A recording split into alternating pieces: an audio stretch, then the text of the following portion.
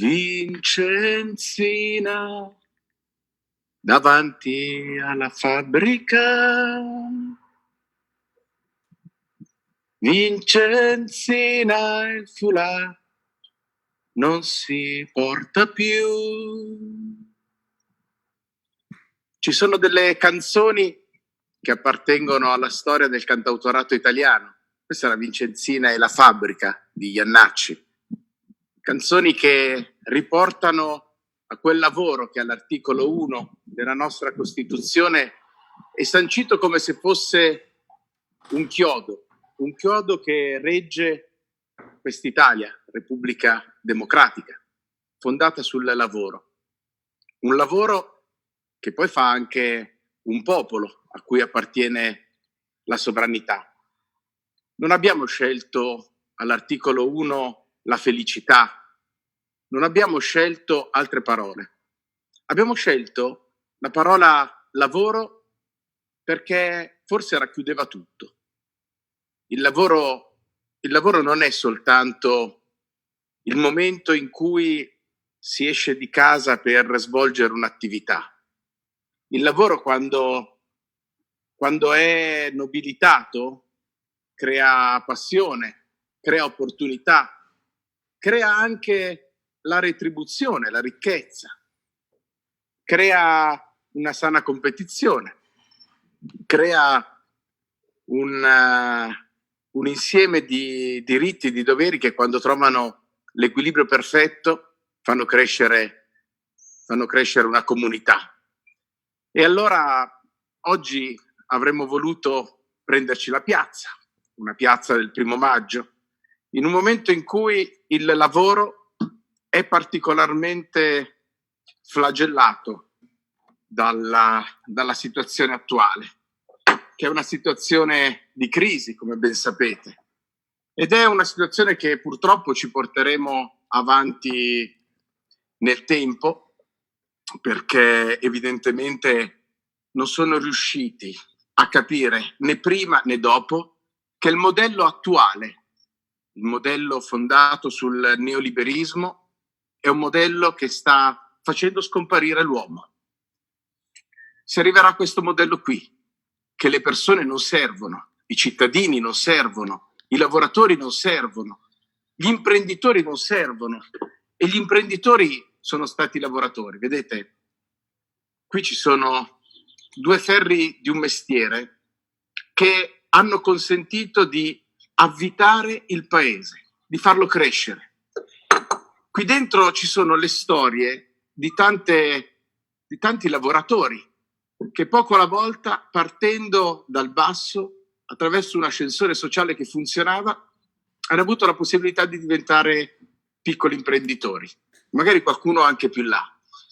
L'impresa è una parte importante del lavoro, perché genera il lavoro, e l'imprenditore che ho in testa io è l'imprenditore che sa che il lavoratore è parte del suo capitale, è quel capitale umano che ha saputo formare, con cui ha saputo dividere e condividere pezzi di storia.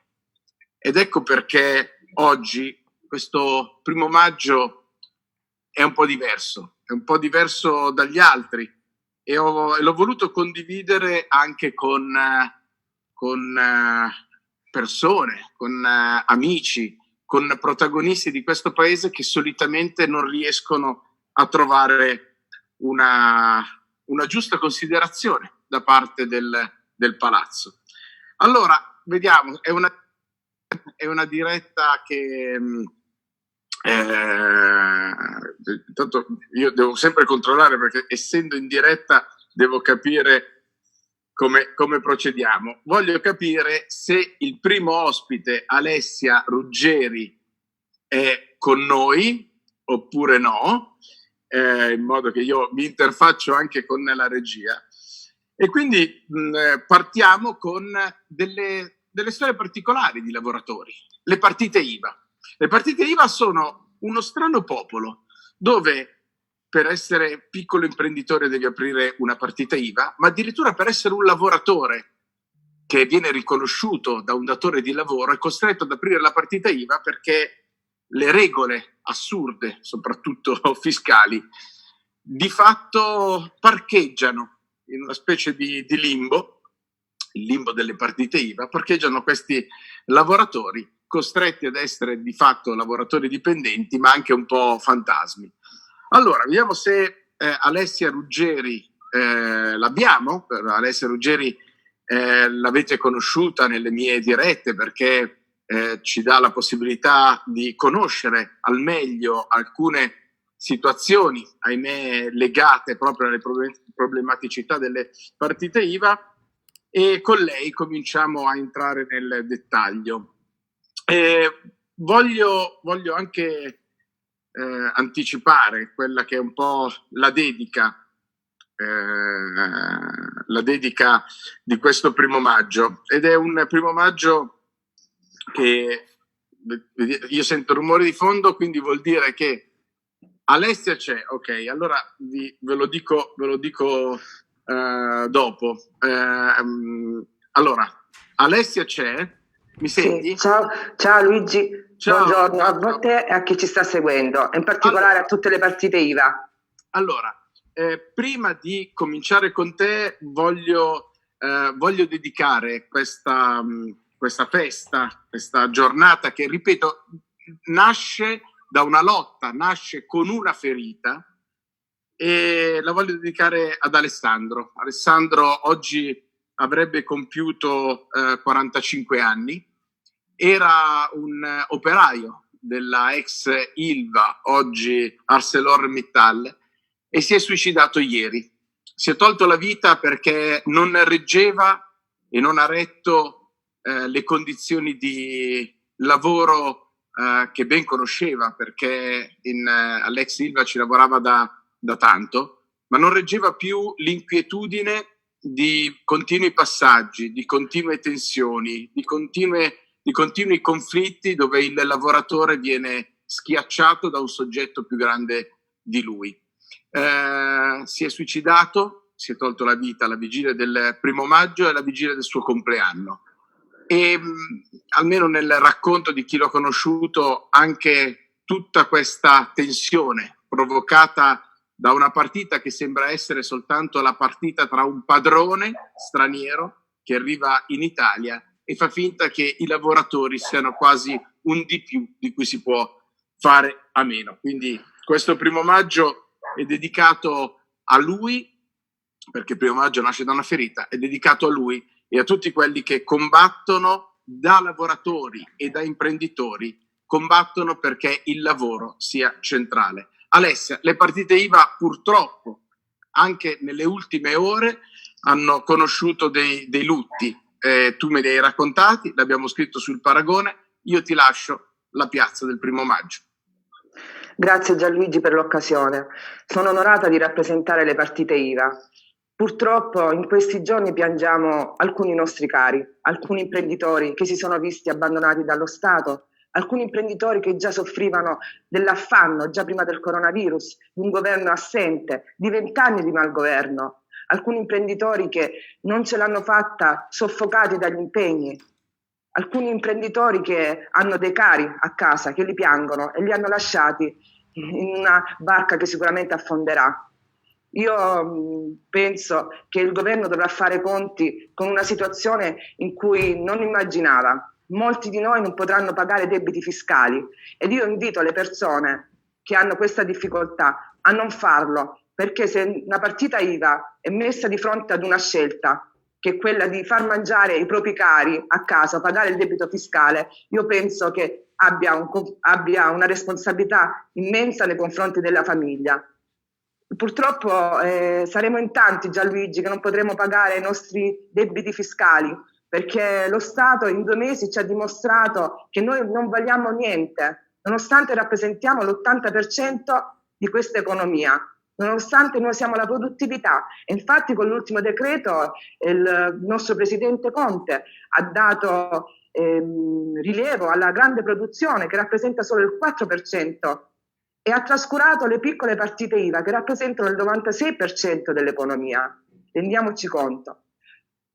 Questa mattina mi hanno subissata di messaggi in privato, Facebook, Messenger, chiedendo di parlare di queste categorie, perché centro revisioni collaudo aprirà addirittura ad ottobre, affittacamere non sanno che cosa dovranno fare, parrucchieri, estetiste, comparto wedding, artigiani, tutti abbandonati da uno Stato che non c'è. Tu vedi Gianluigi, hai al collo la bandiera tricolore. In un altro momento quello a me avrebbe emozionato e non tanto. In questo momento c'è un po' di delusione perché non ci sentiamo rappresentati da nessuno. Ci sentiamo alla balia di uno Stato che se ne frega proprio di noi, Gianluigi. Di un governo, Alessia, di un governo. Di un governo, scusate, per fortuna questa bandiera è molto più alta del governo, a volte dalla classe politica che lo rappresenta. Certo, di un governo, scusa, sì, nello Stato è un'altra cosa, del governo, non ci sentiamo rappresentati da nessuno, abbiamo difficoltà a parlare con le istituzioni, diverse associazioni hanno mandato delle lettere al governo, sono state eluse, nessuna risposta è stata fatta. Il governo si deve esprimere non con fase 1, fase 2, fase 3, fase spasata come sono loro, qui c'è da ripartire, quando si apriranno le saracinesche. Come si farà a ripartire senza liquidità? Come si farà a ripartire senza gente in giro? Come si farà a ripartire con 0 euro di incassi? Che risposta intende dare a queste persone? Come intende far ripartire l'economia? E poi Gianluigi, permettimi di dire una cosa, sarò impopolare, ma la politica non si può fare su Facebook. Per favore Gianluigi, dirette su Facebook. Addirittura alcuni codici Ateco sono stati dimenticati, alcuni professionisti, alcune categorie non sono state neanche menzionate, non sanno che cosa fare. Cioè, qui siamo allo sbando totale.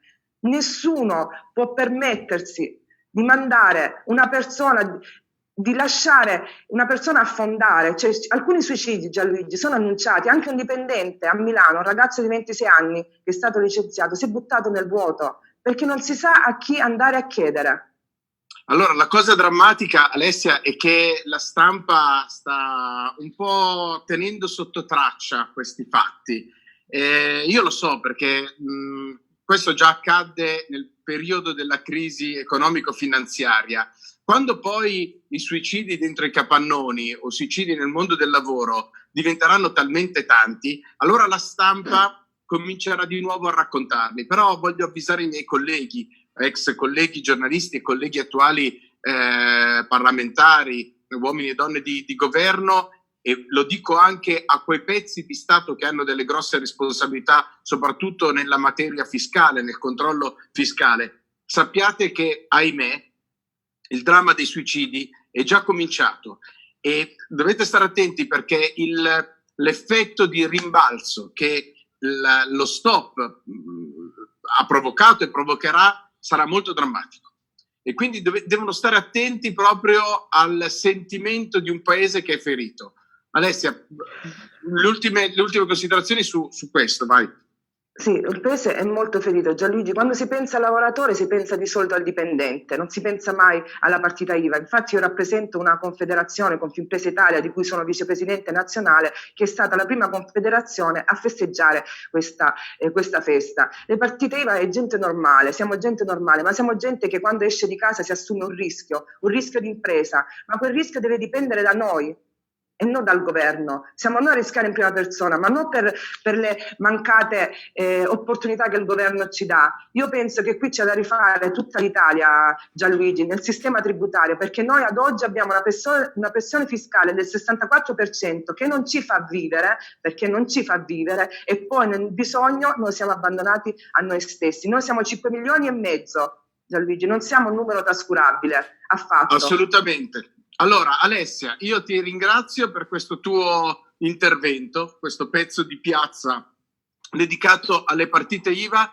e nel salutarti, poi comunque magari vediamo se alla fine riusciamo a cantare l'inno nazionale, l'inno di Mameli, perché mi piacerebbe.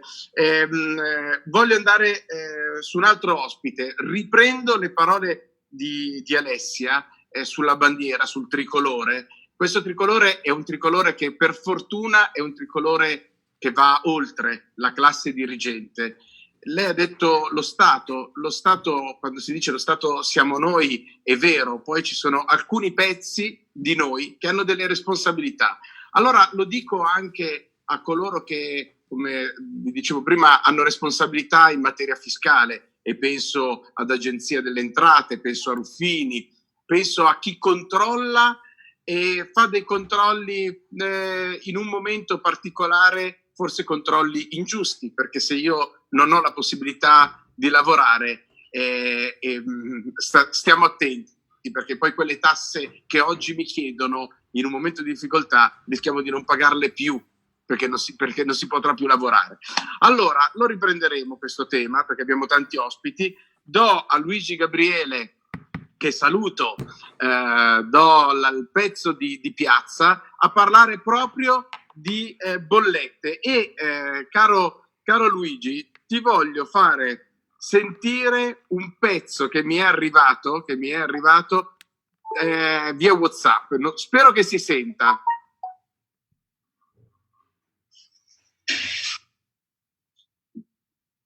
Allora, caro Conte, siamo alla frutta. Questa è una bolletta da pagare. Ovviamente, avendo un'attività chiusa, questo ovviamente sono bonifici da fare. Questi sono stipendi da pagare. 1, 2 e queste sono bollette. Adesso Allora, questo è un video che dura 7 minuti, vi ho fatto sentire i primi 30 secondi. Me ne arrivano tanti così. Imprenditori, famiglie, bollette, tasse, e intanto io sto fermo. Luigi Gabriele, a te la piazza. Guarda Gianluigi, se lavoratori, partite IVA sono stati trattati male, per me il governo nei confronti dei consumatori ha fatto come se non esistesse. Io non so se si legge il cartello correttamente. Sì. Ma secondo questo governo, per me il consumatore non esiste affatto, e ti spiego perché. Perché guarda, ti faccio qualche esempio. Ad esempio, sulla spesa, ok? Sulla spesa che cosa è successo? Nei primi giorni gel, mascherine e prodotti per le sanificazioni sono esplosi i prezzi, era prevedibile, il governo non ha fatto nulla. Ha detto al consumatore: guarda, tu puoi uscire ma soltanto vicino casa, quindi se trovi il prodotto al prezzo più alto devi comprare solo quello, non puoi fare nient'altro. A un certo punto, quando le pance erano vuote, ha iniziato a distribuire dei buoni spesa. Ma come l'ha fatto? L'ha fatto attraverso i comuni. Ogni ufficio dei servizi sociali ha fatto come riteneva utile. C'è stata gente che aveva diritto ai buoni di spesa, non li ha ancora ottenuti. Sono 2 mesi, ci sono famiglie che non mangiano grazie al governo. Sui prodotti che cosa ci ha detto? Ci ha detto a un certo punto che potevamo stare tranquilli perché la filiera italiana era super protetta e super garantita. Bene, siamo arrivati che fra un mese noi non avremo più la salsa di pomodoro, come non avremo gran parte degli ortaggi, della frutta e della verdura e di altri prodotti che andranno nel nostro carrello. Nelle bollette che cosa ha fatto? Le bollette ha fatto finta che non esistessero, ha introdotto soltanto un meccanismo che prevede l'interruzione della procedura di sospensione se non paghi, ma non ha detto ai consumatori che stando dentro casa continueranno a maturare quegli odiosissimi oneri di sistema che rappresentano il 75% delle bollette degli italiani, e soprattutto per quei poveracci che non stanno aprendo le loro serrande. Ogni volta che torneranno nelle loro serrande non troveranno la bolletta a zero, troveranno la bolletta ogni 100 euro, 75 euro, anche se non avranno consumato, ma non importa perché tanto non siamo tutti uguali. Per 11 comuni del nostro Stato il governo ha deciso di sospendere l'interruzione anche dei pagamenti. Scusa, perché facciamo aree rosse sì e il resto del paese che è area rossa no? Se dobbiamo sospendere, sospendiamo per tutti. Soldi, liquidità per il consumatore. Gran parte di voi ancora dicono che non hanno ricevuto i 600 euro, gran parte di voi non accederanno mai al prezzo dei 25.000 euro, ma soprattutto il consumatore, la stragrande maggioranza dei consumatori, non potrà sospendere il mutuo e non è stato previsto in alcun modo la sospensione dei finanziamenti. Anzi, in queste ore i consumatori stanno ricevendo le chiamate da parte dei call center, dei recuperi crediti, che stanno dicendo che o pagate o andate a finire in CRIF e soprattutto sarete da quel momento dei cattivi pagatori, non riceverete mai più né un mutuo né un finanziamento. Ma tanto non importa per il nostro governo che cosa succede ai soldi dei finanziatori. Contratti, La gran parte di voi non può sospendere il contratto per l'asilo nido nonostante non ne ha goduto, non riesce a riottenere i soldi che ha anticipato per l'acquisto del viaggio, per la prenotazione dell'albergo, per la prenotazione della casa, per quest'estate che non andrà mai in vacanza. Anzi, il governo che cosa ha fatto? Ha dato la possibilità alla controparte di offrirvi dei voucher. Se li volete bene, altrimenti niente soldi. Beh, ci sono delle possibilità che, se vogliamo, per non far morire di fame questi poveri consumatori. Per la spesa, ad esempio, deve introdurre immediatamente la deducibilità dei prodotti per la sanificazione, perché non possiamo introdurre 200 euro di mascherine o di prodotti per la pulizia della casa in più sulla spesa dei consumatori. Non hanno già i soldi per comprare il cibo, figura di prodotti per la sanificazione. E va fatto un carrello di base, un carrello che deve essere un carrello in cui i prodotti di base non possono essere rincarati in alcun modo. Sulle bollette è arrivato, Gianluigi, il momento di togliere gli oneri di sistema e di tornare al meccanismo che se non consumo non pago niente. Tu sai, Luigi, che abbiamo tentato di fare questa battaglia, è stata bloccata, lo diciamo, nomi e cognome, è stata bloccata al Ministero dello Sviluppo Economico dal ministro, dal viceministro, dai sottosegretari, dalla macchina, dal capogruppo attuale del Movimento 5 Stelle, Davide Crippa, che però intanto suo ex assistente al Ministero l'ha piazzato in un consiglio di amministrazione di una delle partecipate di Stato, è stato bloccato da Girotto, presidente della commissione 10ª. Insomma, quel Movimento 5 Stelle che sull'energia avrebbe dovuto fare la battaglia, purtroppo ha bloccato la riforma degli oneri di sistema. Vabbè. Vai pure a chiudere, che così poi andiamo all'altro ospite. Sulle bollette, oltre agli oneri di sistema, non costa niente per tutte quelle persone che non ce la fanno a pagarle, soprattutto le seconde case, le attività produttive. Con un click si può interrompere la fornitura da remoto, perché ormai abbiamo speso quasi 12 miliardi per i contatori cosiddetti telecontrollati. Chi non può permettersi di pagarla o non consuma, può interrompere la fornitura senza dover effettuare il pagamento dei costi. È molto facile, non incide sul bilancio dello Stato. I soldi, dobbiamo fare immediatamente, urgentemente una moratoria vera. Ci sono troppe, centinaia di migliaia di persone che non possono pagare mutui, non solo per la prima casa, e soprattutto i finanziamenti per credito al consumo. E sui contratti, Gianluigi, immediatamente va introdotta una clausola di recesso senza costi per l'impossibilità sopravvenuta, asili nido, palestre, tantissime altre attività, senza danneggiarla l'attività. Troviamo una formula, recediamo entrambe le parti, ma non facciamo in modo che il consumatore debba continuare a pagare l'asilo nido per un bambino che non andrà più a scuola, almeno per tutto l'anno. Allora, Luigi, io ti ringrazio. Voglio dire che con Luigi avremo modo di collaborare insieme proprio per dare maggiore garanzie possibili ai consumatori. Luigi lo vedete spesso a Mi Manda Rai 3 con il mio amico Salvo, quindi con Luigi avremo modo di collaborare e insieme faremo delle dirette. Luigi darà anche dei contributi al Paragone. Tu hai aperto adesso una nuova associazione che si chiama Consumerismo No Profit. Perfetto, allora Luigi, avremo ovviamente altre occasioni per entrare nel dettaglio di quello che tu hai cominciato a raccontare qui in questa piazza del 1° maggio. Ci vediamo dopo, Luigi. La piazza ora va dal mio amico Davide Barillari, uno degli ultimi espulsi dal Movimento 5 Stelle, perché tra le altre cose aveva cominciato a puntare l'indice contro Zingaretti, contro il modello di sanità, una sanità che a destra come a sinistra hanno sempre più ridotto a prodotto di mercato, cioè la sanità e la salute, che dovrebbe essere uno degli impegni maggiori dello Stato, ecco che progressivamente è diventato un prodotto. Infatti gli ospedali sono diventate aziende ospedaliere e quindi si doveva ragionare in termini di profitto, perché quando tu chiami l'ospedale azienda ospedaliera vuol dire che hai già cambiato la prospettiva. Davide Barillari, attiva il microfono e la piazza del 1° maggio è tua. Ciao Davide. Grazie Gianluigi, grazie per questa iniziativa e buon 1° maggio precario a tutti. Allora, io in pochi minuti vorrei fare come una riflessione sulla sanità, perché è un tema sicuramente importante e fondamentale per tutti noi. Allora, io partirei dallo stato del sistema sanitario nazionale prima dell'emergenza coronavirus, per vedere come ha reagito in questo momento così drammatico e difficile e capire poi le prospettive della sanità nel prossimo futuro, perché ci saranno grossi cambiamenti. Allora, innanzitutto abbiamo in Italia non un solo sistema sanitario nazionale, ma abbiamo 20 sistemi diversi.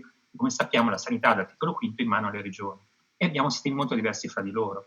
Però abbiamo delle caratteristiche comuni che non sono tutte positive. Un sistema forte di qualità, ma che purtroppo soffre della carenza di posti letto, perché in questi anni abbiamo tagliato senza ritegno la sanità, accorpando anche ospedali o trasformandoli, depotenziandoli in strutture che sono non ospedali, ma sono case della salute o sono strutture semi-ospedaliere. Questo è stato un errore.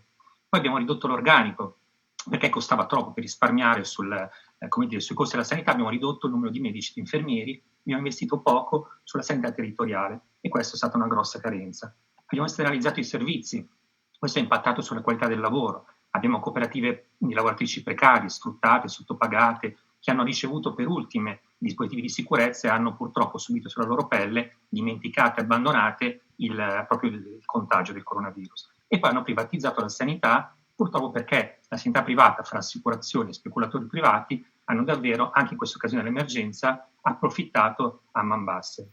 Per cui siamo arrivati con un sistema poco flessibile, un sistema sanitario poco flessibile, poco reattivo, non sicuramente resiliente, pronto a un'emergenza di questo tipo, eravamo già in difficoltà prima, e soprattutto i cittadini più fragili, che erano gli anziani cronici con patologie, con pluripatologie, erano quelli già più esposti alla difficoltà della sanità pubblica prima del coronavirus. Noi siamo entrati in questa emergenza impreparati, senza un piano pandemico che ci avrebbe detto chi fa che cosa, quali ospedali sarebbero stati dedicati a un virus, alle malattie infettive, oppure anche come la catena di comando.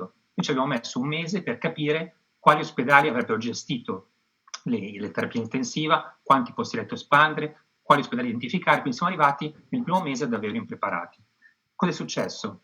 Eravamo stati avvisati, c'è stata nel 2002 la SARS, era un altro coronavirus, nel 2009 l'H1N1, che è stata la prima pandemia globale a carattere influenzale, e poi nel 2012 la MERS, un altro coronavirus che aveva un'infettività del 30%, quindi molto pericolosa.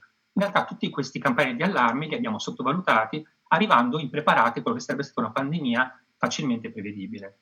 Per cui, qual è il problema di oggi? Abbiamo fatto errori politici che vediamo in questi mesi e non abbiamo un sistema di vigilanza epidemiologica che sia, come dire, forte per poter valutare anche come si diffondono i contagi e come ridurre i focolai.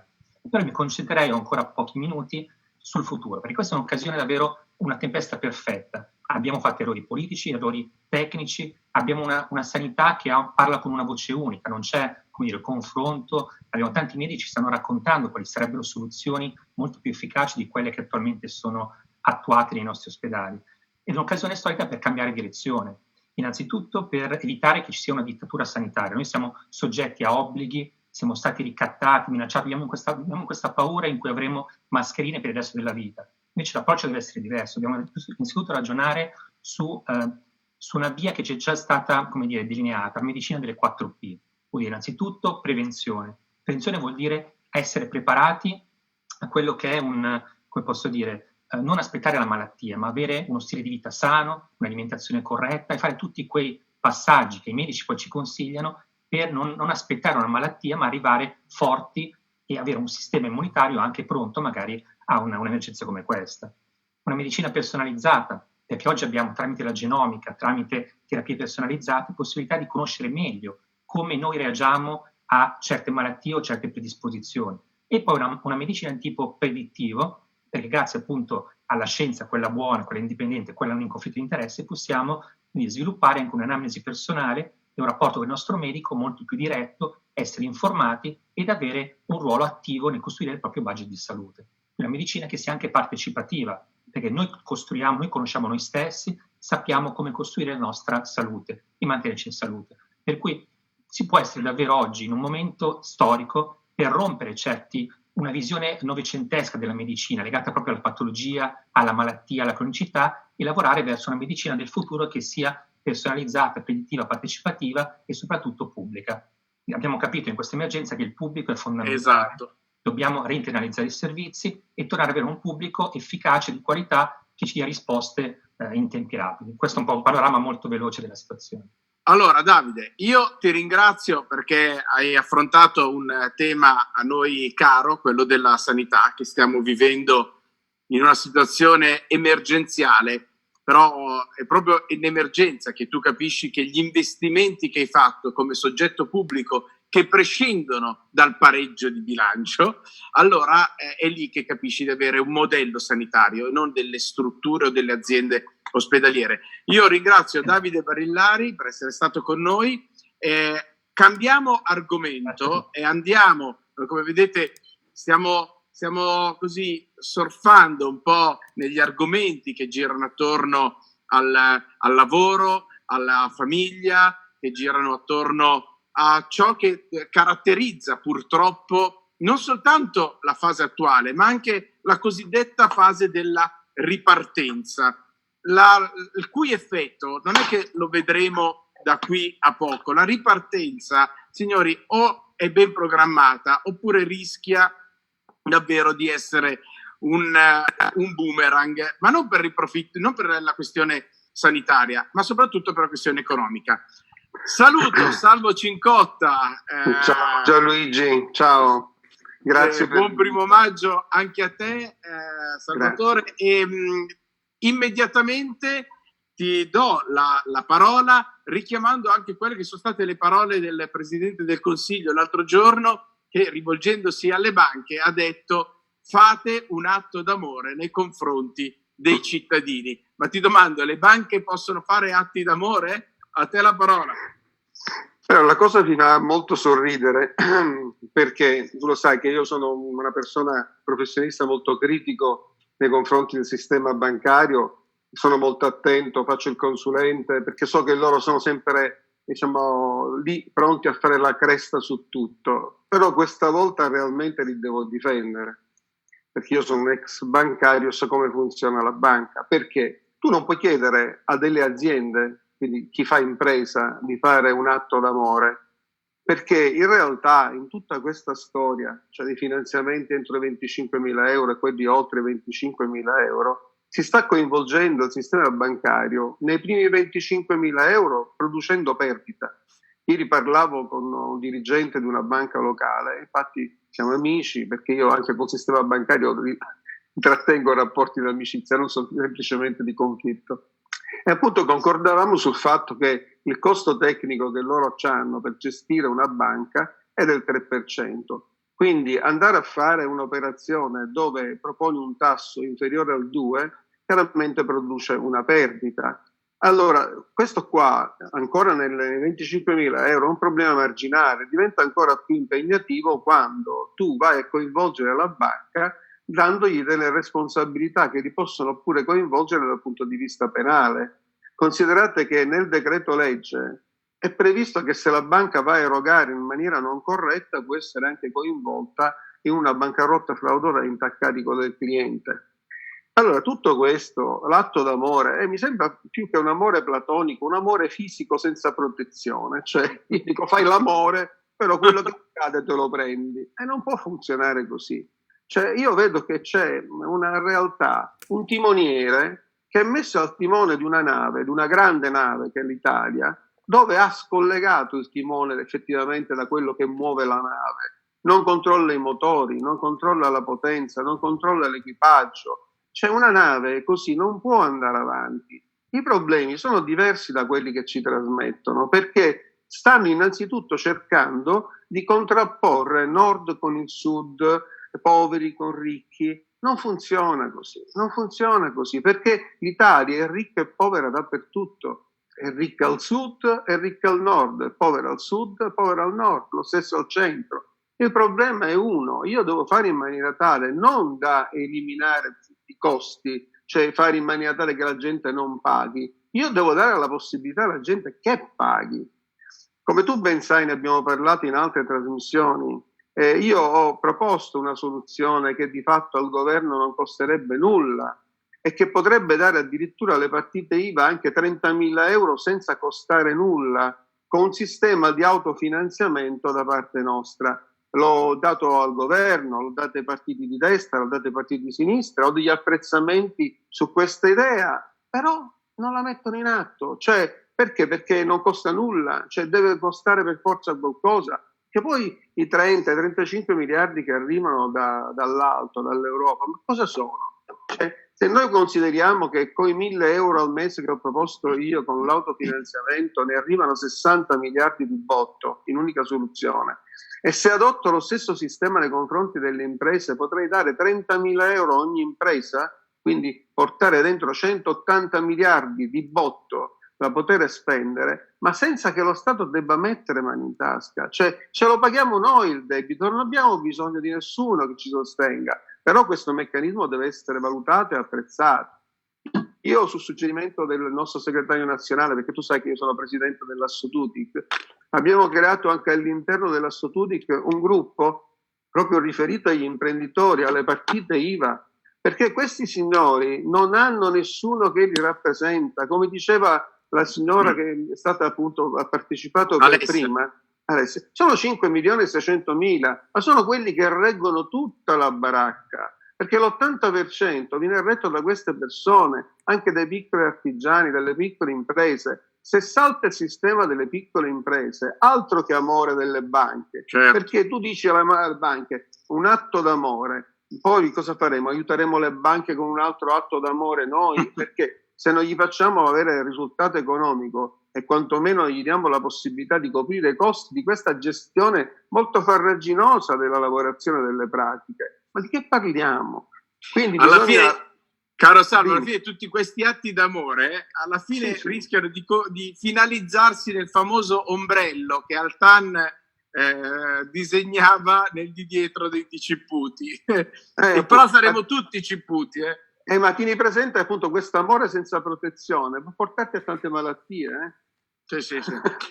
Allora, Salvo, io ti ringrazio per questo tuo intervento. Per carità. Lo prendo immediatamente per girarlo a quei piccoli imprenditori di cui dicevamo, e dovremmo avere Giuseppe Caggiano, che è presidente, animatore, personaggio storico del Drappo Bianco, che è un'associazione di piccoli imprenditori di quel mondo invisibile per lo più, se non in campagna elettorale. Ecco, quando cominciano le campagne elettorali, allora si va esattamente in quel mondo che durante l'anno del governo, delle legislature, non viene mai visto. È quel mondo a cui chiediamo sempre sacrifici, è quel mondo che fa parte dell'intelaiatura vera di questo paese, perché il know-how, la conoscenza, la tradizione di un saper fare è esattamente nelle persone come Giuseppe, che io saluto,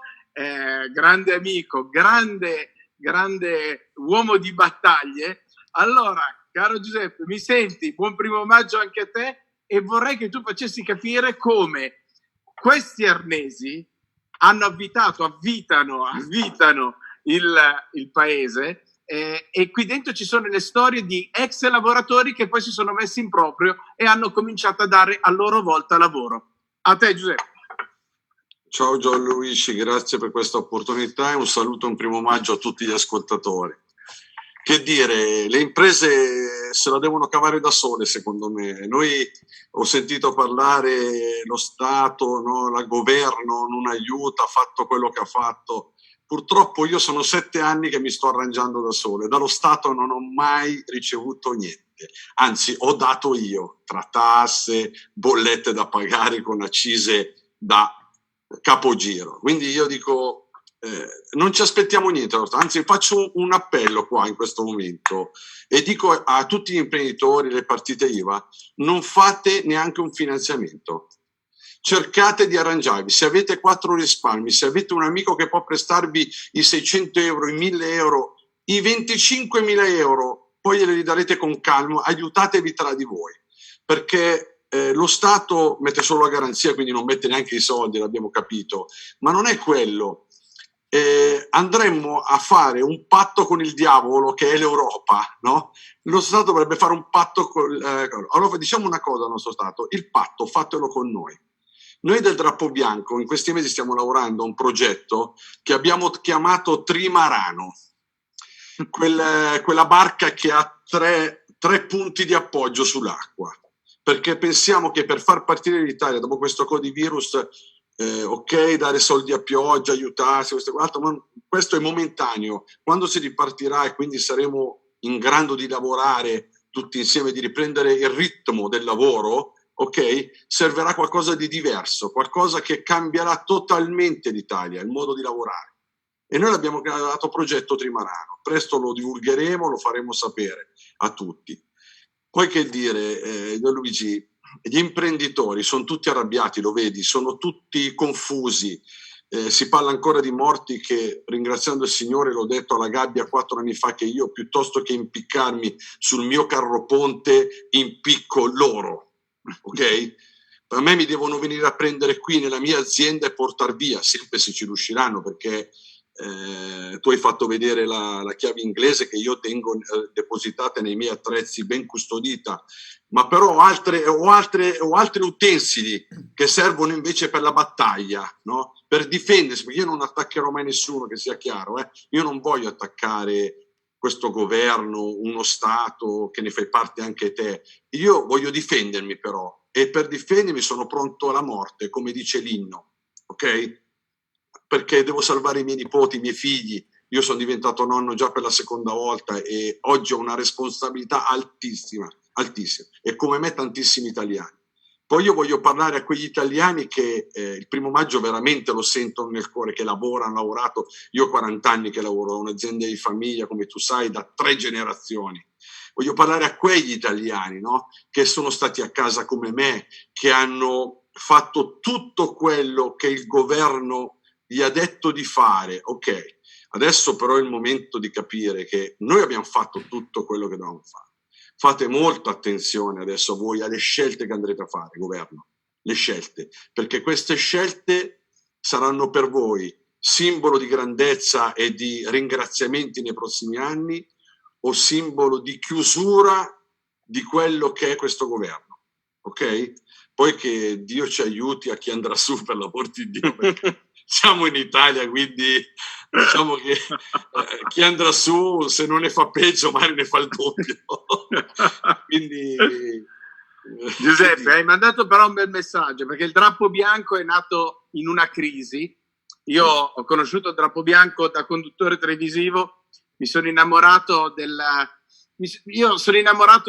mondo dei capannoni, perché gli imprenditori che conosco io sono quei Cumenda che hanno le mani con i calli, che ripeto, sono nati lavoratori attraverso un ascensore sociale, attraverso le banche che facevano le banche, non che fanno gli spacciatori di prodotti finanziari, hanno messo su una fabbrica, un capannone, hanno dato lavoro. Quindi hai dato un bel messaggio, aiutiamoci tra di noi, e ci sono associazioni come il Drappo Bianco che servono proprio per questo.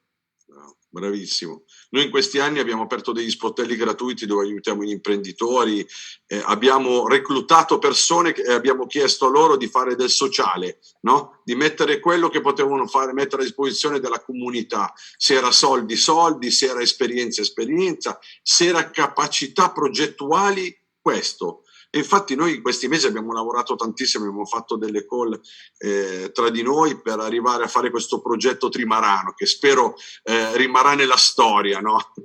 Questa cosa. Dopo magari lo possiamo raccontare anche attraverso articoli sul Paragone, attraverso delle sì, sicuramente appena sarà pronto lo metteremo in mano a disposizione di tutti per poterlo veramente migliorare, perché sicuramente non siamo scienziati, siamo artigiani, però nel nostro piccolo abbiamo deciso di combattere. Viva gli artigiani! Viva gli artigiani, le partite IVA, che sono le persone che lavorano. Senza te lo ricordi questo? Cos'è?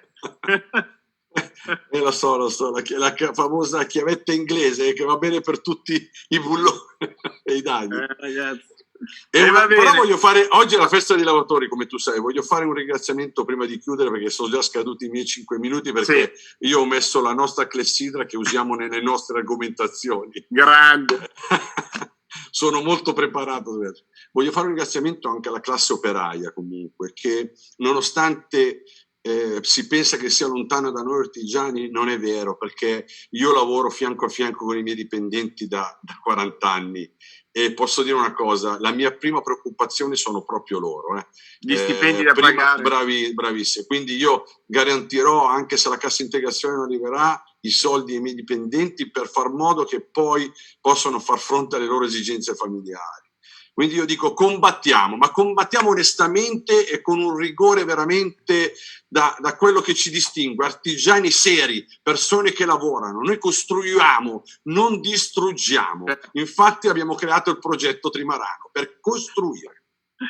Ciao un Giuseppe. saluto a tutti e un buon 1° maggio. Adesso vado a dedicarmi alla mia famiglia. Grande, grande.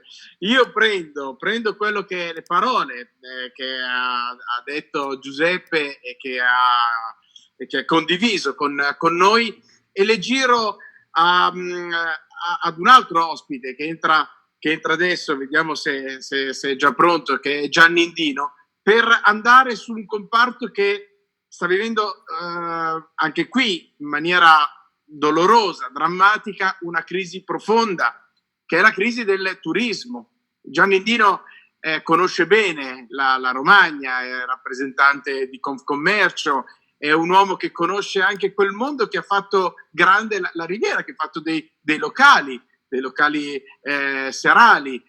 Allora, attenzione, quel mondo non è che lo dobbiamo vedere soltanto come il mondo dei VIP artisti, lì c'è una filiera economica che lavora, che è fatta di autori, di serate, di DJ, di gente che mette insieme il pranzo con la cena a fatica. Non dobbiamo sempre pensare ai grandi della musica e altro. Quindi l'intrattenimento è un altro pezzo delle nostre vacanze che attirano tante persone. Gianni, lo vedo, Gianni Indino, un saluto a te e raccontami per piacere quello che sta accadendo in una Romagna, che in Emilia Romagna è una regione che purtroppo ha avuto tanti morti, soprattutto anche nella parte, ahimè, romagnola. Gianni, a te la parola. Beh, innanzitutto buongiorno a te, ciao Gianluigi, e a tutti gli amici che ci stanno seguendo.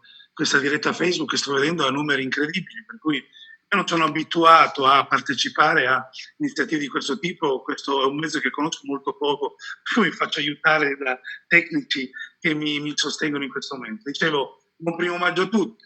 Da festeggiare c'è poco, niente. Io sono a Rimini, una terra che, parlando di quanto hai anticipato tu, cioè l'intrattenimento, è una terra che ha dato il via, ha insegnato a tutto il mondo. Diciamo che le località nelle quali si parla in maniera così più importante, parlo della Spagna per esempio, di Pisa, sono venuti da noi a copiare che cosa facevamo. C'è un territorio nostro che ha fatto dell'intrattenimento musicale una parte importante che arricchisce l'offerta turistica di un territorio. Bene, io voglio darvi innanzitutto qualche numero. Di noi ci si è dimenticati completamente. Quando si parla di primi a chiudere, ultimi ad aprire, se le previsioni sono queste, per noi parlano di maggio 2021. Per cui immaginate lo stato d'animo dei miei colleghi che in questo momento mi stanno anche guardando. Cioè, noi siamo esattamente 3.000 aziende, diamo da lavorare a 90.000 persone, e questi generiamo qualcosa come 1.400.000 milioni di fatturato, un gettito fiscale molto importante per lo Stato. Di questo 1,4 miliardi ce n'è la somma equivalente e di sommerso e di nero, anche lì ci sarebbe da avere. Per oggi dobbiamo parlare di che cosa si può fare di queste persone, di queste aziende completamente dimenticate, e non rientriamo in nessun contesto. Non esistiamo da nessuna parte e abbiamo bisogno di un sostegno, di un ristoro. Non chiediamo aiuti, chiediamo di essere messi nelle condizioni di poter lavorare. Questo è quello che noi chiediamo. Scusatemi anche se mi accaloro in questo momento, ma io ho bisogno di far passare questo messaggio. Non vogliamo nulla da nessuno. Fateci rimanere in vita, fateci bere, perché se l'acqua che volete darci non ce la date adesso, quell'acqua servirà per estrema unzione. Allora io vi dico, per favore, se c'è qualcuno che ha un po' di buonsenso, ma quello del quale in questo momento vi sto parlando io, per le discoteche, ci sono DJ, PR, ballerine, baristi. Sì, in qualche modo lo vediamo come effimero, ma siamo il mondo nel quale ognuno di noi si può ritrovare, relazionare. Io sono datato come età, io ho fatto anche il DJ in passato e vi posso assicurare che tanta gente ancora mi ferma per strada e mi dice: sai che io nel tuo locale, quando tu mettevi la musica, io ho conosciuto mia moglie, la mia moglie, ho conosciuto...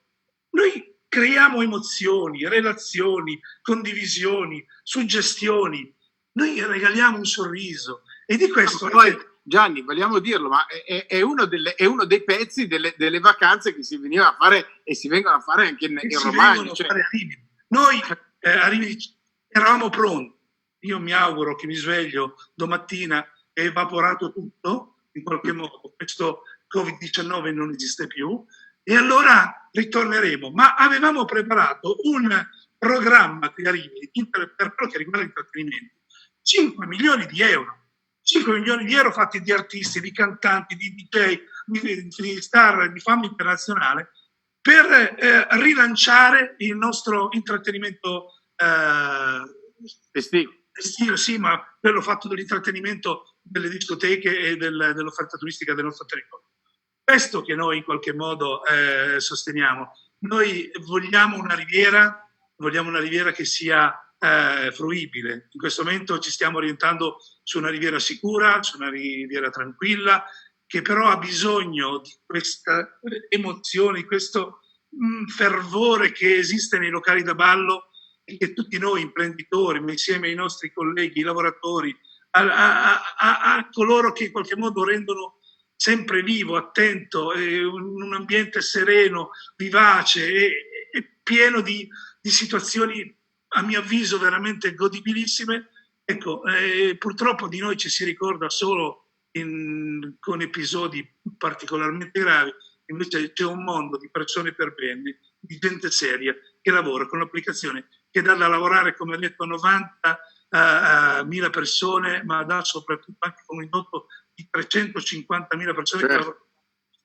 Signori, diamo veramente una mano e ribadisco, non vogliamo nulla, ma fateci arrivare vivi al momento in cui noi dovremo riaprire. Ecco, questo mi sembra un segnale di grande responsabilità da parte nostra, che dovrebbe essere interpretato nella maniera giusta da un governo, come hai detto tu prima giustamente, non uno Stato, da un governo che in 3 DPCM non ha ancora messo una parola, parliamo poi di soldi, alla voce turismo. Il turismo, esatto, questo. Tutti, ma certo, non c'è. Il 13% del PIL nazionale, non c'è una parola che in qualche modo venga riferita ai nostri amici che sono albergatori, bagnini, ristoranti, parchi del divertimento, hotel.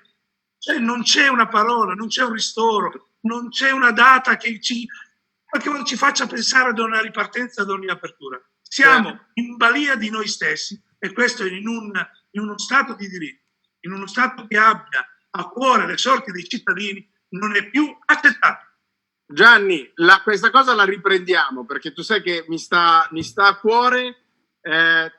Ti ringrazio per questo intervento molto accalorato, perché è un intervento sincero, come sono stati sinceri gli altri, ma io vedo proprio il dramma di una parte d'Italia che, ahimè, è veramente bloccata, ed è obbligo di chi si propone come classe dirigente di dare la condizione, mettervi nella condizione di riprendere a lavorare, perché intanto voi siete una parte del prodotto interno lordo di questo paese. Grazie Gianni. Ciao Luigi, a presto. Ciao.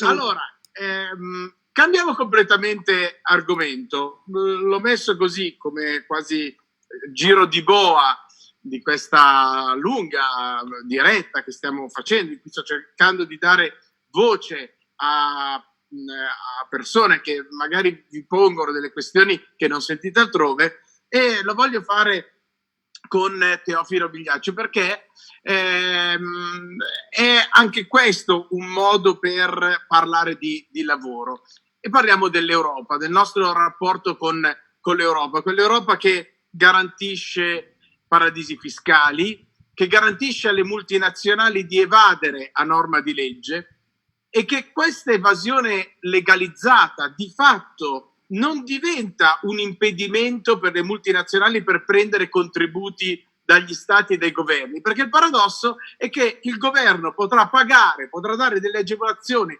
a delle multinazionali che magari hanno sede in paradisi fiscali dentro l'Unione Europea, ma non puoi fare nulla. Quell'Unione Europea che, ahimè, ti dice dove puoi andare a sfruttare i lavoratori a norma di legge, e quindi ecco che le multinazionali arrivano, prendono, partono, se ne vanno a seconda del posto dove ti danno la possibilità di evadere. Allora io Teofilo Migliaccio lo vedo collegato, è il segretario di Italexit, e con cui stiamo cominciando a ragionare anche per un qualcosa di più grande, di qualcosa che possa metterci nella condizione di fare politica anche con parole d'ordine diverse. Allora, io sto prendendo un po' di tempo, sto guadagnando un po' di tempo perché non ho il microfono attivo, mio amico Teofilo.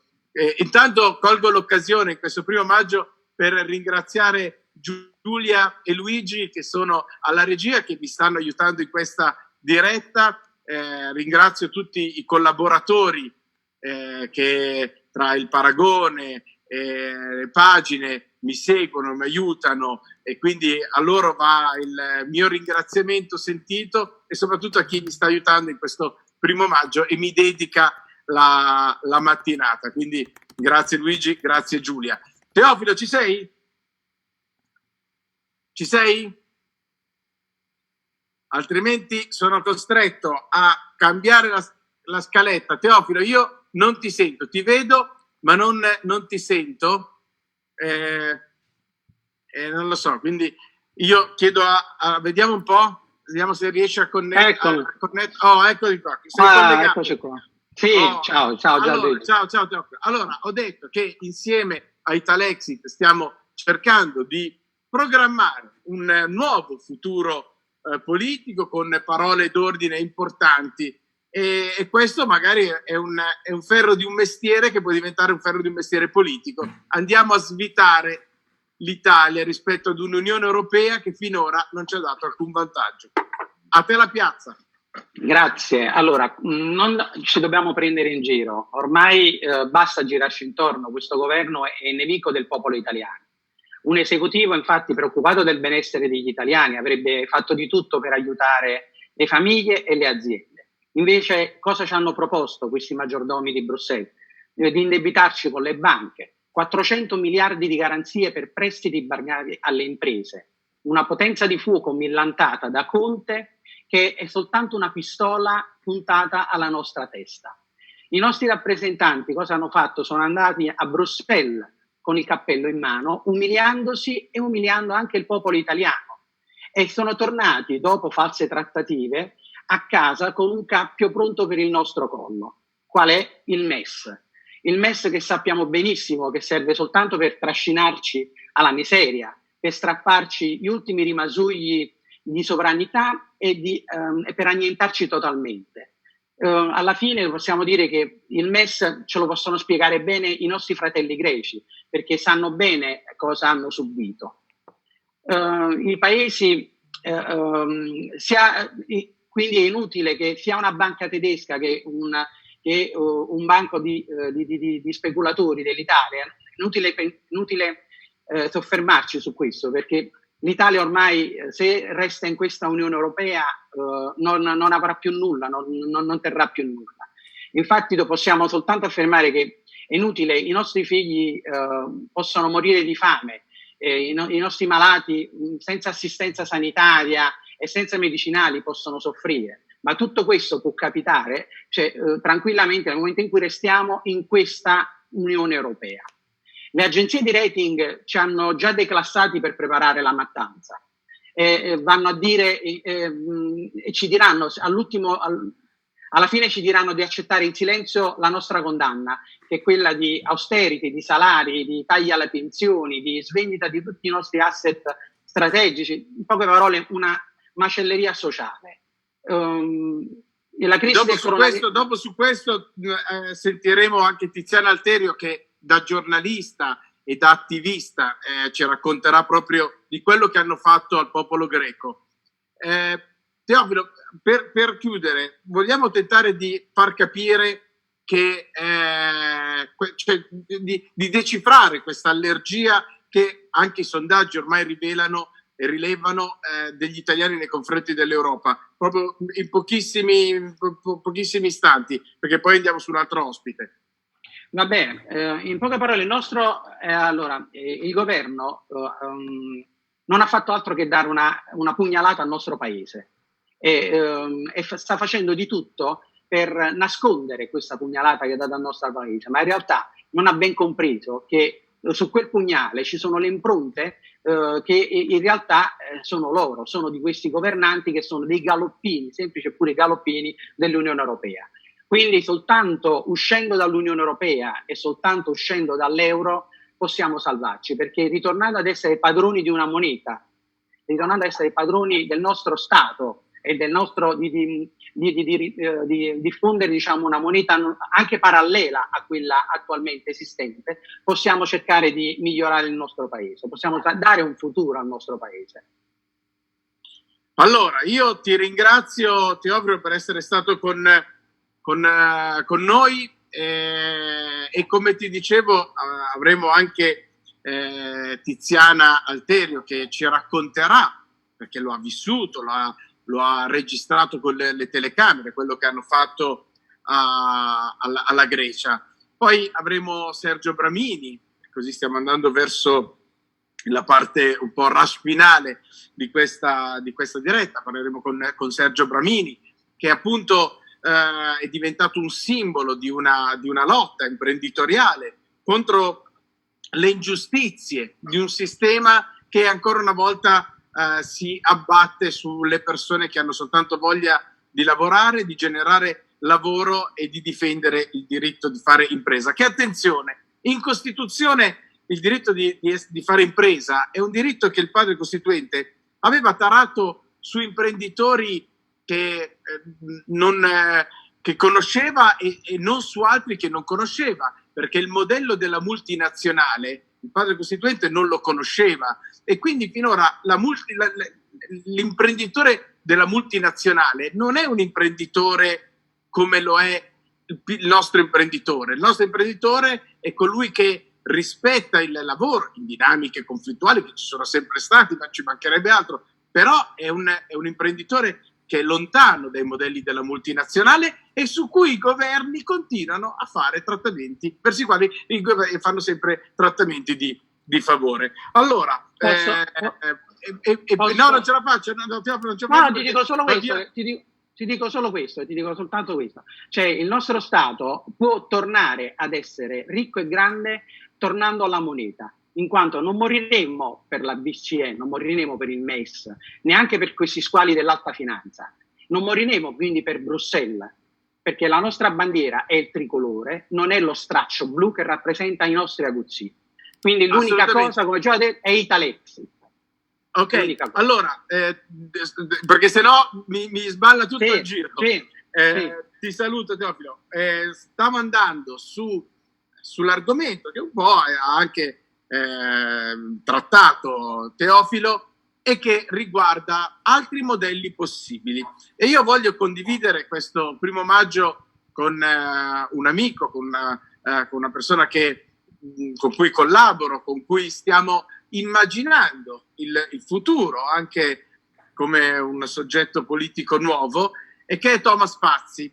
Thomas Fazzi che vedo collegato. Thomas Fazzi è tra le altre cose è colui che sta divulgando il pensiero di MMT Italia.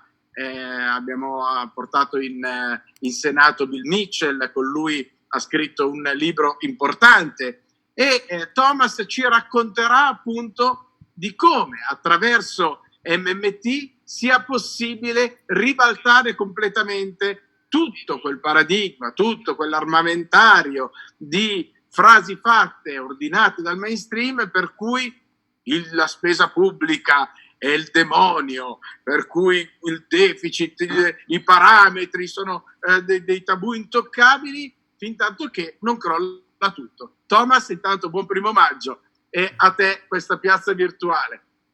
Ciao Gianluigi. Ma che dire, il 1° maggio è da tempo, forse da sempre, una festa, una giornata di lutto più che una festa, e soprattutto in questo paese. Quest'anno lo è ancora di più se pensiamo ai milioni di lavoratori che hanno già perso il lavoro, che rischiano di perdere il lavoro per via di questa crisi, anche lavoratori dipendenti, non solo partite IVA, questo va ricordato. Volendo trovare un aspetto positivo è che almeno quest'anno, e te lo dico da socialista, quindi da persona che è profondamente legata alla tradizione del movimento operaio, socialista e comunista in questo paese, almeno quest'anno ci sarà risparmiato quello scempio che è da tempo il concertone del 1° maggio. Ci sarà dunque risparmiata la vista di quei partiti e di quelle organizzazioni che in teoria dovrebbero difendere il lavoro, sventolare le bandiere dell'Unione Europea e inneggiare all'Europa, cioè quella costruzione iperliberista che rende strutturalmente impossibile qualunque intervento reale a sostegno del lavoro, anche perché come si difende il lavoro e l'occupazione? Si difende innanzitutto mantenendo adeguati livelli di domanda nell'economia, attraverso la spesa pubblica in deficit, attraverso il settore pubblico, quindi attraverso l'impiego diretto di lavoro nell'amministrazione pubblica, attraverso le grandi aziende di Stato, volendo potrebbe farlo anche attraverso un piano di lavoro garantito, quindi un piano che vada a dare lavoro a chiunque lo cerchi. In una parola lo fa attraverso la politica monetaria, la politica fiscale, tutti quegli strumenti che ricadono sotto il cappello della politica economica.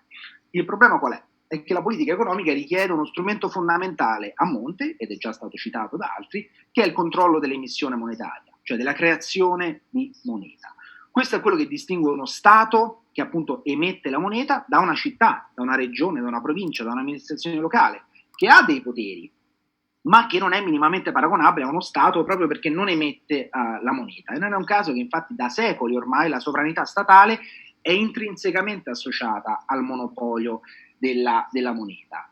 E questo è il motivo per cui uno Stato che rinuncia alla sovranità monetaria, come abbiamo fatto tragicamente noi aderendo all'euro, nella migliore delle ipotesi si riduce al rango di un'amministrazione locale, di una regione, di una provincia. Nella peggiore delle ipotesi, come è successo a noi, viene ridotto a colonia, viene ridotto schiavo di chi invece la moneta la controlla, nel nostro caso la BCE e le grandi banche private, a cui paradossalmente noi abbiamo lasciato quel potere di creazione monetaria di cui però ci siamo privati come Stato.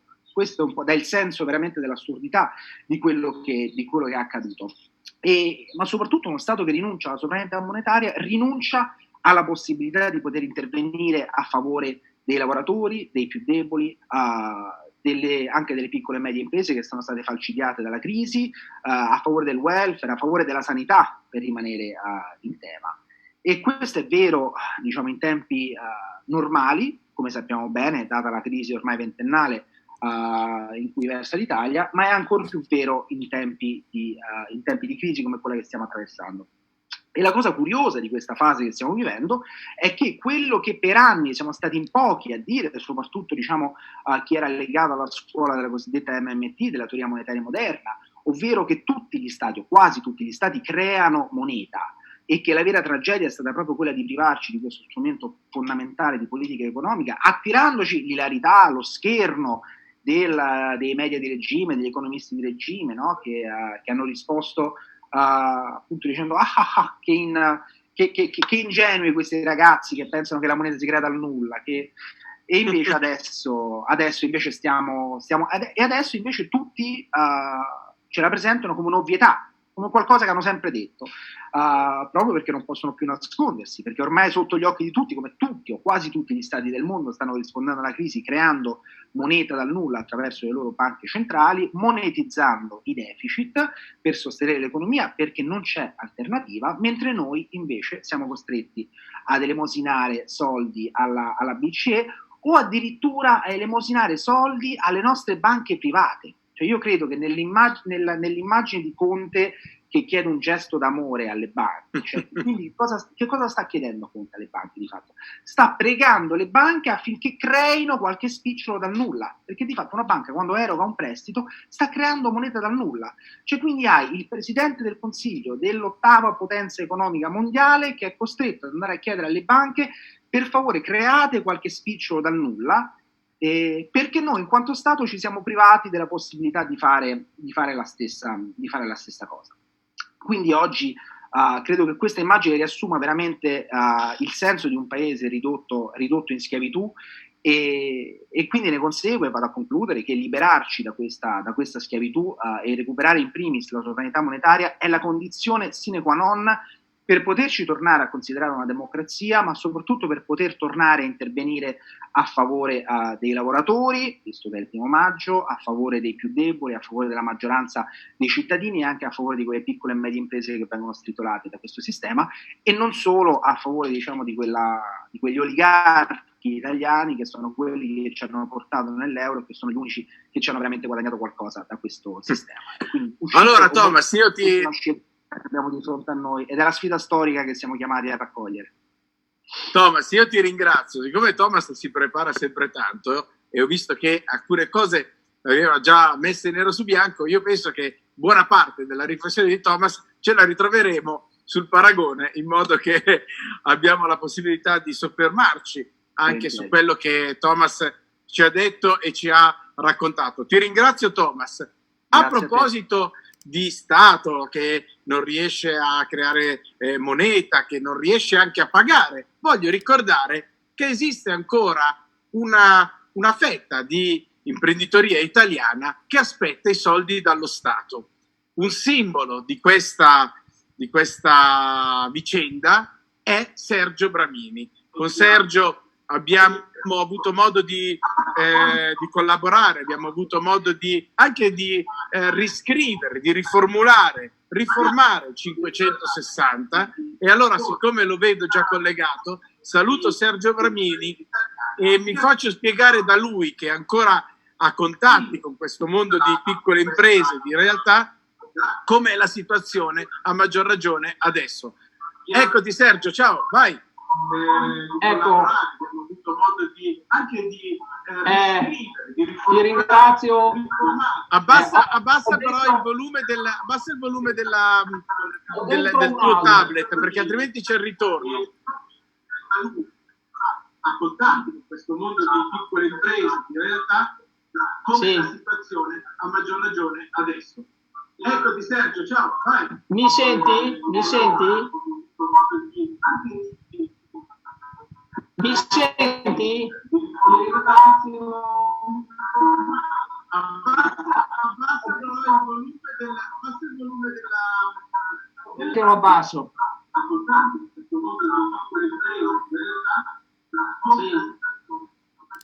Mi sentite? Mi senti? Vai! Ecco. Ti ringrazio di avermi interpellato. Abbiamo un vecchio rapporto. Tu sai di cosa mi occupo, sia col mio incarico, sia attraverso la Federazione Europea per la Giustizia.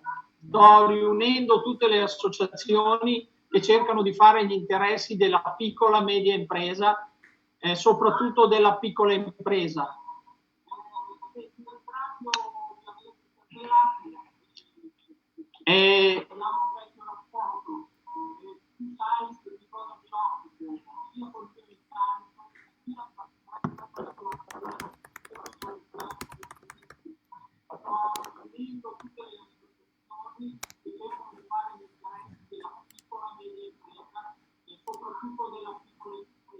No, ma ci sono purtroppo c'è un ritorno. Però così non riusciamo ad andare avanti. Che non dipende da me.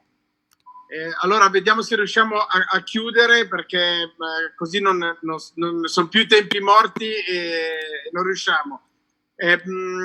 Vediamo se si può ripristinare bene, altrimenti sono costretto purtroppo a salutare Sergio e mi dispiace, perché era molto interessante quello che avrebbe detto, perché Sergio sta lavorando molto a stretto contatto con le piccole imprese, poi magari lo recupereremo con un'altra diretta, quelle piccole imprese che aspettano soldi dallo Stato, lo Stato in questa fase non le aiuta, lo Stato che si ripresenta come esattore fiscale e chiaramente stanno saltando per aria. Ma far saltare per aria queste imprese vuol dire fare saltare per aria un pezzo dell'economia reale di questo paese. Allora io,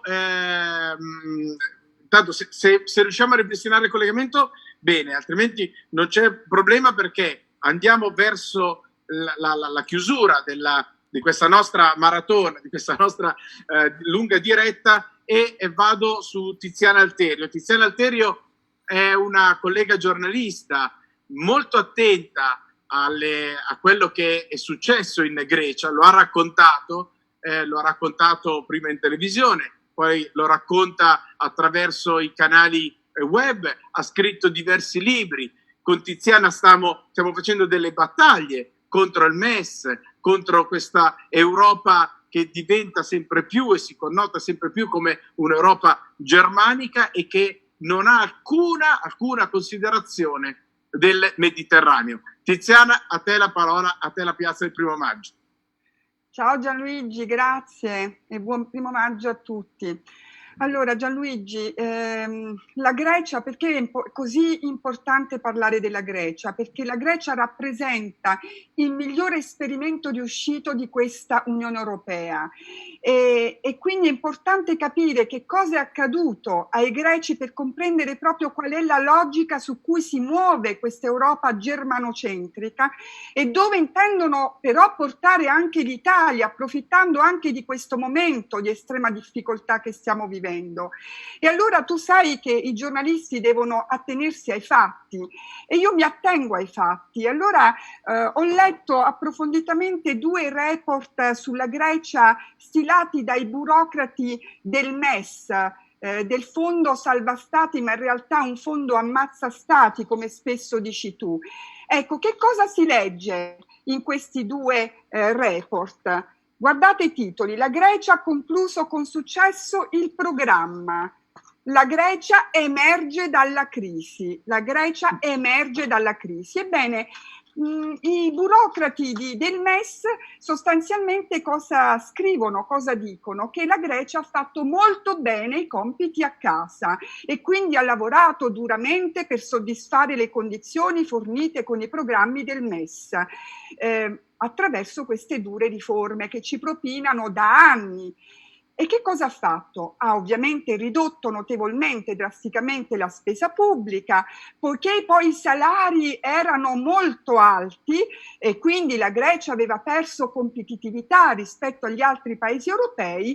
Ebbene, hanno fatto bene questi compiti a casa e hanno ridotto del 30% i salari ai dipendenti pubblici, eccetera, eccetera. E poi si legge che questi programmi hanno iniziato a dare frutti, ma il governo deve continuare le politiche di riforma che hanno portato a questi successi. E quali sono questi successi, Gianluigi? Allora, sempre per attenerci ai fatti, perché siamo giornalisti, bene, dati Eurostat, la disoccupazione pre-crisi era al 12%, oggi al 17%. Il salario minimo pre-crisi 10 anni fa era di 862 euro, oggi è 758 euro. Il PIL segna meno 0,7%, avete parlato anche all'inizio della trasmissione dei suicidi. Ebbene, la Grecia era il paese con il tasso più basso dei suicidi, oggi è tra i paesi con il tasso più alto di suicidi. E poi il debito pubblico, perché ovviamente queste ricette che ci propinano hanno la finalità di abbassare il debito pubblico. E beh, tu ti aspetteresti, visto i successi, che il debito pubblico in Grecia si sia abbassato, e invece no, è rimasto lo stesso, del 176% del PIL. Allora Gianluigi, qui delle due l'una: o pensano che noi siamo cittadini stupidi, addormentati, anestetizzati, al punto da non capire neanche le cose elementari che capirebbe un bambino di 6 anni. E devo dirti però che al Parlamento siedono in realtà persone che non sanno neanche che cosa sia il MES, oppure l'altra, sono talmente spietati e disumani che vanno avanti come un treno, senza tenere conto di quanto queste misure draconiane hanno effetti veramente devastanti sulla vita di milioni di persone. Allora qual è il fine? Perché per l'Unione Europea la Grecia ha concluso con successo il programma del MES? È perché il paese si è finalmente piegato, Gianluigi, perché è stato sferrato questo colpo di stato finanziario e hanno costretto i greci ad aprire le porte agli sciacalli, perché io li chiamo gli sciacalli della finanza, del mondo della finanza, delle multinazionali, che hanno comprato a 2 lire il paese, hanno comprato tutto quello che era possibile acquistabile, hanno cercato anche di mettere le mani sul Partenone e su altri siti archeologici del paese e non ci sono riusciti, hanno comprato porti, ferrovie, società del monopolio di Stato, isole, aeroporti, di tutto. Allora, qual è la logica? Prima portare il paese allo stremo per poi colonizzarlo. E allora io, durante l'ultimo viaggio che ho fatto, Gianluigi, in Grecia, ciò che più mi ha addolorato è vedere un popolo completamente rassegnato, completamente ripiegato su se stesso, che non hanno neanche più la capacità di reagire, quella che noi non dovremo assolutamente perdere, soprattutto in questo particolare momento storico. Ma quello che è avvenuto in Grecia, e io ci tengo a dire questo, non è soltanto isolato alla Grecia, ma sta avvenendo anche in Spagna, perché in pochissimi anni la sanità privata ha superato la sanità pubblica e sapete chi sono entrati? I tedeschi. E sta accadendo anche in Portogallo, dove i cinesi stanno facendo man bassa di tutte le società pubbliche, hanno comprato quote dell'NDP, della società elettrica, della REN e di molte altre società. Allora l'obiettivo è chiaro, e concludo, è quello di creare un'area subalterna da colonizzare depredandola di tutti i beni essenziali, e il processo è in corso, e per questo forse, Gianluigi, ci chiamano pigs, perché siamo per loro maiali da spolpare fino all'osso. E allora, quando avremo venduto anche noi italiani fino all'ultima pietra, sarà molto complicato tornare indietro e riprenderci quello che avremo perduto, e per questo è un momento storico molto, molto delicato. E se questo governo cercherà la soluzione in questa Europa, non la troverà, perché ecco, questa è la notizia di ieri, il MES, non condizionalità, ma possibile sorveglianza rafforzata. E allora noi non ci crediamo più, lo stiamo dicendo da anni. Purtroppo però al governo c'è ancora chi crede in questo sogno europeo.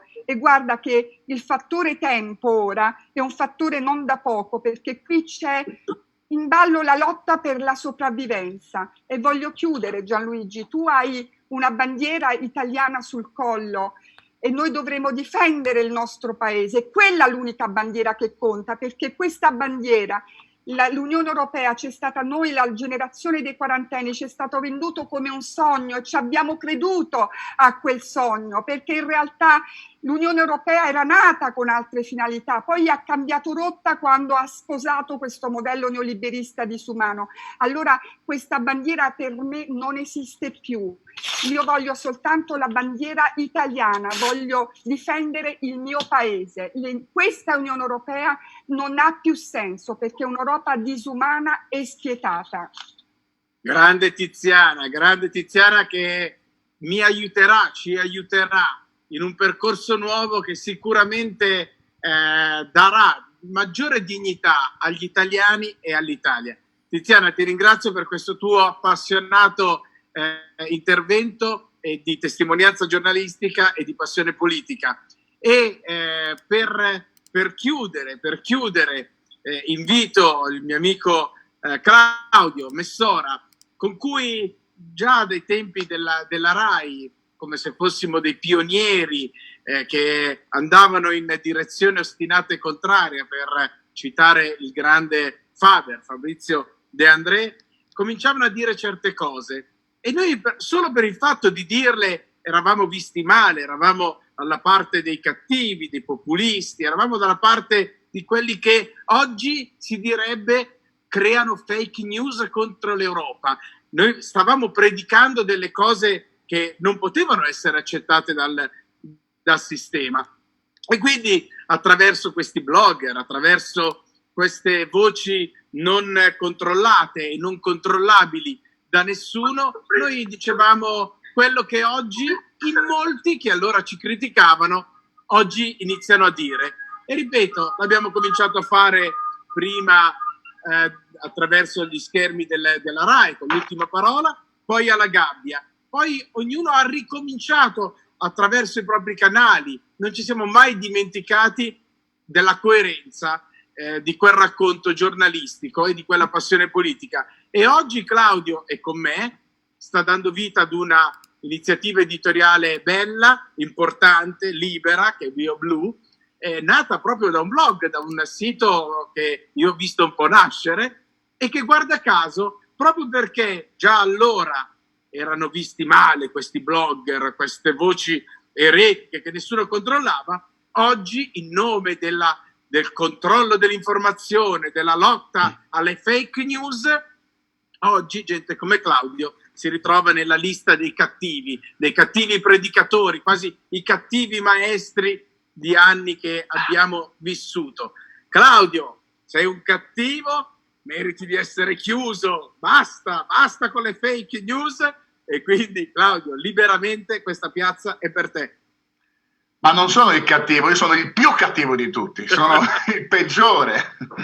Gianluigi, ricordo benissimo quella stagione, ricordo che tu coraggiosamente sei stato il primo a prendere la televisione, che era fatta di parrucconi e basta, e a prendere la gente e a metterla dentro in piazza e a dargli la parola. Io ero uno di questi.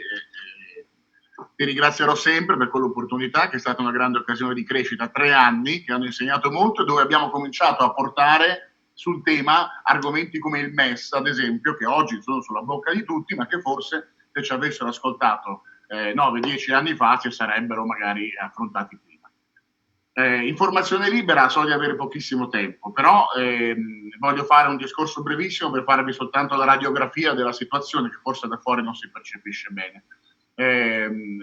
YouTube 2005, un signore che si chiamava Grillo Giuseppe comincia a fare i suoi video, che però non sono video di canarini, di trucco eccetera, ma di politica.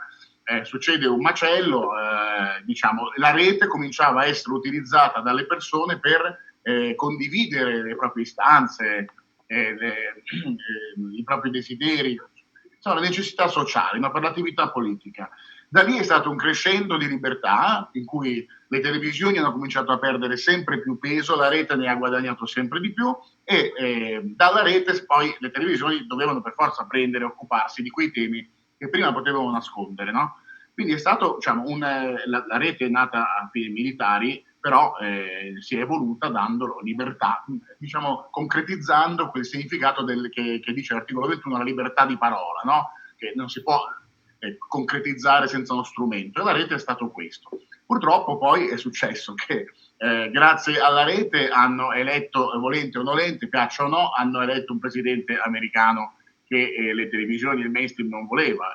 Ricordiamoci la Botteri, che sulla RAI, corrispondente da New York, diceva ma se non ci stanno più ad ascoltare, che cosa ci stiamo a fare noi, no? Spiegando così a chiare lettere qual è il ruolo di indottrinamento che hanno le televisioni. Poi la rete ha affossato il referendum costituzionale di Renzi in Italia, la rete ha consentito alle persone di scegliere per la Brexit in Inghilterra, e dal giorno dopo Hillary Clinton si è coniata questo neologismo, le fake news, no? Che ha dato un nuovo nome, in piena operazione PSYOP, a qualche cosa che è sempre esistito, cioè le balle, che raccontano parimenti telegiornali e televisioni, però in quel momento ha dato un nome che ha identificato un nemico. Il nemico era la rete, il nemico loro chiaramente, non il nemico dei cittadini. E da lì è stato un crescendo. Ha interessato innanzitutto il Parlamento europeo, che ha cominciato a emanare delle direttive, identificando poi nella Russia quelli che venivano a distorcere le democrazie, però sono tutti, diciamo, obiettivi secondari per colpire quello che gli interessa colpire, ovvero spegnere la possibilità dei cittadini, l'unica possibilità che gli rimane, di confrontarsi, di fare cose come quelle che stiamo facendo adesso. che sono ampiamente invise perché non sono tollerabili. Quindi hanno cominciato a interessare il Parlamento europeo, poi hanno cominciato a fare pressioni sui social network, sulle regole, sulle tasse, dicendo vabbè, allora vi togliamo la tassazione agevolata in Irlanda, state attenti, se non opprimete la conversazione pubblica sui social, e poi si sono occupati di leggi. No? Le leggi hanno discusso parecchio, poi tu ti ricorderai, insomma, tutti i tentativi di oscurare la rete, i bavagli che il Parlamento voleva mettere, però mai ci saremmo aspettati che proprio quando al governo c'era il 5 Stelle, che è quella forza che è nata in rete al grido di la verità vi renderà liberi, la conoscenza condivisa, la rete non perdona, eccetera, eccetera, adesso vivessimo il momento più tragico di tutti. Agicom fa regolamentazioni perché gli algoritmi di social network impediscano alle persone di caricare i contenuti ancora prima che vengano caricati, cioè non si aspetta più neanche che si carichino per poi dire non va bene, lo togliamo. Gli algoritmi devono identificare prima, proprio come Minority Report, no? Adesso ha fatto una delibera per oscurare e per chiedere ai social network di oscurare e denunciare quelle persone che si occupano, attenzione, dell'emergenza sanitaria intervistando persone che non sono autorizzate, ok? E senza spiegare quali sono le persone autorizzate, cioè chi è autorizzato a parlare, un medico, uno scienziato? E se è così, perché mi oscuri un video da 2,5 milioni di visualizzazioni dove parla uno scienziato? Forse perché non è lo stesso scienziato che va da Fazio tutte le domeniche senza la domanda B in un parterre di persone che lo agevolano. Ecco, allora, l'Agicom. Poi hanno fatto le task force, no? Gruppi di lavoro non andava bene. Le task force, la RAI fa la task force contro le fake news, ha fatto Report una puntata da poco, e soprattutto la task force di governo. Ci mancava, caro Gianluigi, un organo che molti chiamano Miniver, in ossequio al capolavoro di Orwell, che dallo scranno di Palazzo Chigi, cioè da una parte politica, senza passare neppure dal Parlamento, faccia non si sa bene cosa, cioè si metta a decidere del bene, del male, del vero e del falso, del giusto e dello sbagliato, per cui le persone non hanno più quel diritto di cui abbiamo parlato all'inizio in rete, quello di trovare naturalmente il loro canale di comunicazione, così come sancito dalla Costituzione, se è vero che poi la sovranità appartiene al popolo. No, le persone devono, per parlare, per condividere informazioni, devono chiedere il permesso a questo organo di governo che decide se sono stati bravi oppure no, se hanno detto bene oppure male, se hanno dato spazio a opinioni che sono comode al governo oppure se non sono comode, e allora mandano i loro sgherri chiamati debunker, affiliati alle varie parrocchie che arrivano sempre dagli stessi ambienti politici e che fanno delle articolesse dove si arrampicano sugli specchi per dimostrare senza nessun costrutto che tu dici una cazzata e che quindi è una bufala, è disinformazione. Hanno creato un mostro che Orwell penso non si sia mai sognato, neppure nei suoi peggiori incubi, e che è quel mostro che loro attribuiscono a periodi bui della storia del passato. Adesso l'hanno creato. L'ultima cosa che voglio dire è che tutto questo chiaramente non fa bene alla democrazia, non fa bene ai cittadini. Perché? Perché, vedete, danneggia i cittadini perfino quando arrivano in politica. Ora, tu sei un senatore, quindi lo sai meglio di me, anche se lo sapevi già da prima. Io ci ho passato 2 anni illo tempore al Senato e poi al Parlamento europeo. Io vedo le persone che vengono elette dai cittadini con tanti buoni propositi arrivare in Parlamento ed essere terrorizzati dai giornali, cioè impedirsi, paralizzarsi rispetto alla loro azione politica perché devono prima chiedersi se verranno massacrati da una macchina di fango enorme dai giornali. E perché questo oggi è possibile e 30 anni fa non lo era? Non che non ci fosse la macchina del fango, ma 30 anni fa c'era più pluralismo, c'era un ventaglio di editori che avevano interessi contrapposti. Un giornalista, un politico che volesse dire qualche cosa, fare qualche cosa, non doveva terrorizzarsi di venire massacrato, perché per uno che lo massacrava c'era un altro che lo esaltava. Adesso l'editoria è in mano tutta allo stesso padrone, è per questo che abbiamo il pensiero unico, per cui se tu dici o fai qualche cosa in Parlamento, come nella società civile, che a loro signori è sgradevole, ti massacrano a reti unificate. Per cui questo è un gravissimo problema della democrazia. Il primo problema della democrazia non sono le fake news, è la concentrazione dell'editoria nelle mani dello stesso identico gruppo di potere globale. Allora, caro Claudio, devo dire che mi aspettavo e volevo questo intervento da parte tua, perché con il tempo hai maturato un'esperienza che un po', come è successo a me, ti ha segnato, perché le cicatrici si hanno quando si combatte, e tu sei un combattente. Io difendo il tuo diritto di parola, l'ho detto 1000 volte. Fate più consumo, fate più uso di questa informazione che si allontana dal mainstream. Claudio, il Paragone, le nostre rassegne stampa, e poi cercate, attraverso anche questo nostro racconto, cercate di leggere anche il racconto mainstream, cioè costruitevelo voi l'ibrido, andate voi alla ricerca di altre voci, in modo che possiate voi stessi trovare non la verità in quello che diciamo noi o che decidono loro, ma incrociando delle informazioni siete liberi di farvi la vostra opinione. Questo è il sale della democrazia, e avere la possibilità di andare un po' a mettere il naso anche nel pensiero di qualcuno che forse vi dirà che la terra è piatta, vi dirà cose che magari sono lontanissime da voi, però il fatto che ci sia la possibilità di difendere il diritto di parola di chiunque ti dà la possibilità di essere libero, altrimenti non lo sei. E se tu non sei in grado di capire dov'è la verità, dov'è la falsità, dov'è anche l'opinione, allora non sei un cittadino responsabile. Aggiungo e chiudo che chi oggi fa la lotta contro le fake news un tempo ha difeso il diritto di andare a fare la guerra ed è stata resa possibile attraverso delle vere e proprie fake, cioè delle notizie inventate di sana pianta per andare a invadere e a ingaggiare guerra in Medio Oriente o in altri posti del mondo. Quindi difendo il diritto di informazione di Claudio e di chiunque si allontani un po' dal verbo unico, dalla parola unica, dal pensiero unico. Grazie Claudio per essere stato con noi.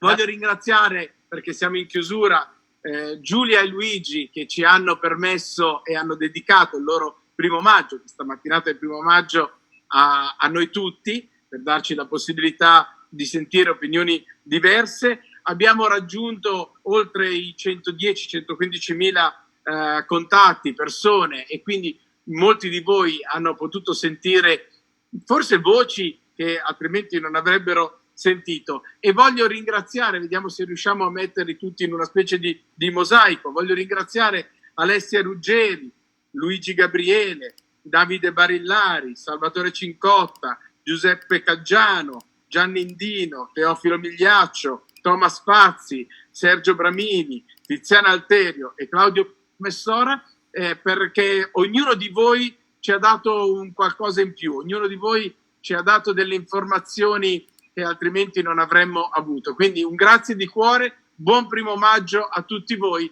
e ci vediamo alla prossima con le rassegne stampa e con le nostre collegamenti in diretta. Grazie a tutti, buon primo maggio.